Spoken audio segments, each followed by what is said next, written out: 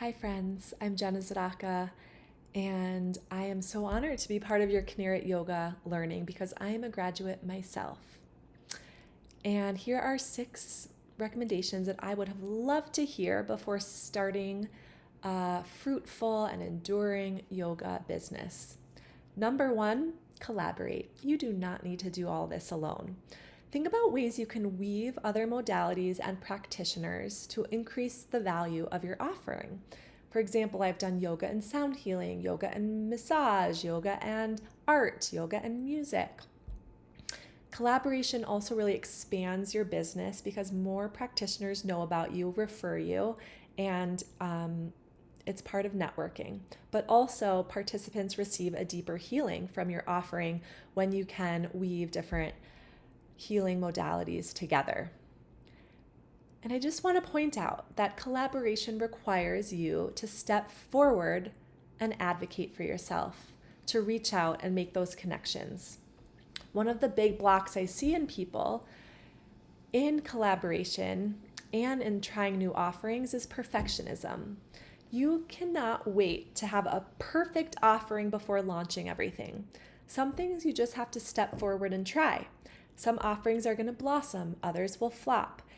See if you can use a beginner's mind and come in with a curious, open heart and just experiment with new things.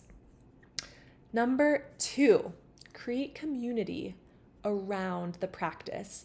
Try to think beyond simply teaching the yoga, but is there a ritual or a container or a larger community that I'm creating? Because many people step in for yoga, but many people step in for community and belonging as well. For an example, 3 years ago, I moved here to Boulder and I started a Rosh Chodesh, a new moon community, where every new moon we would meet for some yoga meditation. We would do ritual around Kiddush Levana, blessing beneath the new moon. And that expanded to now there's a few hundred people, part of our community WhatsApp group, which means that if I am teaching a yoga series or a class, I can pop it in there, the community I've already created, and there are people that already know me and know my work. So it helps to create that larger community to sustain, helps with marketing, it helps with belonging and creating a larger impact. Number 3, find creative openings beyond a traditional yoga studio. Many yoga studios, it's a great way to build a student base and practice regularly and teach regularly. So it's great if you have a yoga studio that you're teaching at. And what you make at a yoga studio per class, I don't know, $20, $30, you could make hundreds of dollars per class if you find creative openings. For example, art galleries, healing centers, public libraries, prayer spaces, synagogues. These are creative ways to increase the profit per class. My biggest successful class this year was over 200 people, and I taught a Hanukkah summer solstice yoga at a local art gallery. And it's because these places often have bigger funding.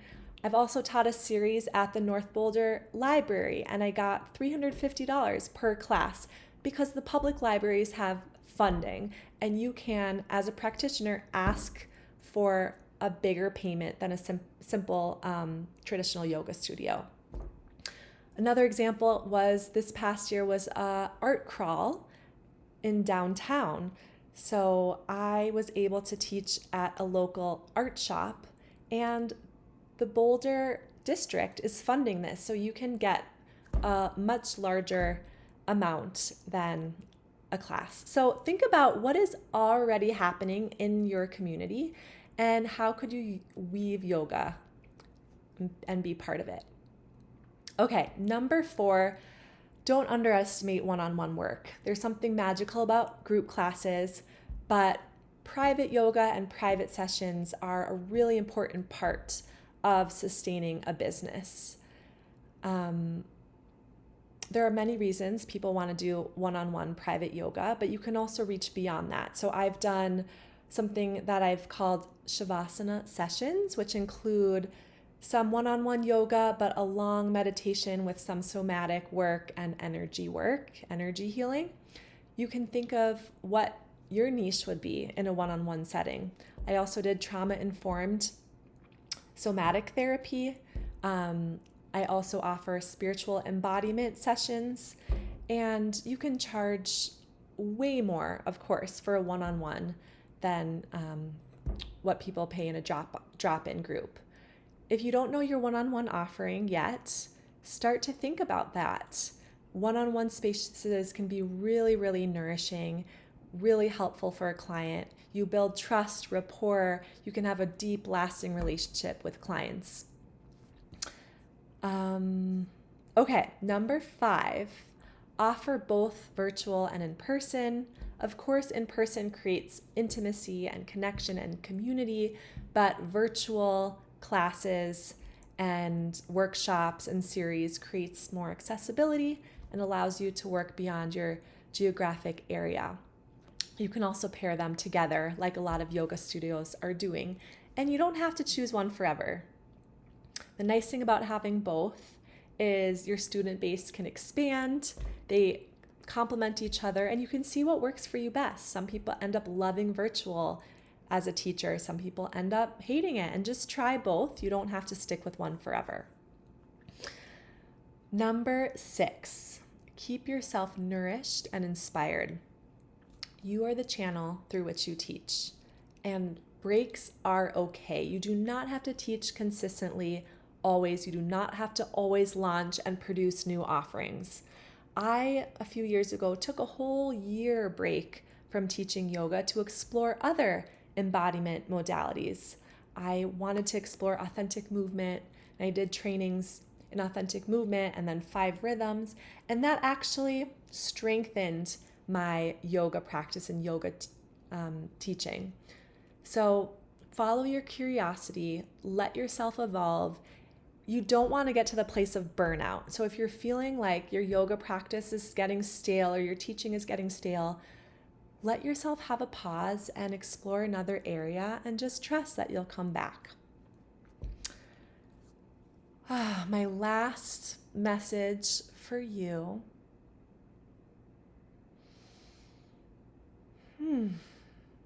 is you are just a channel working with the divine energy.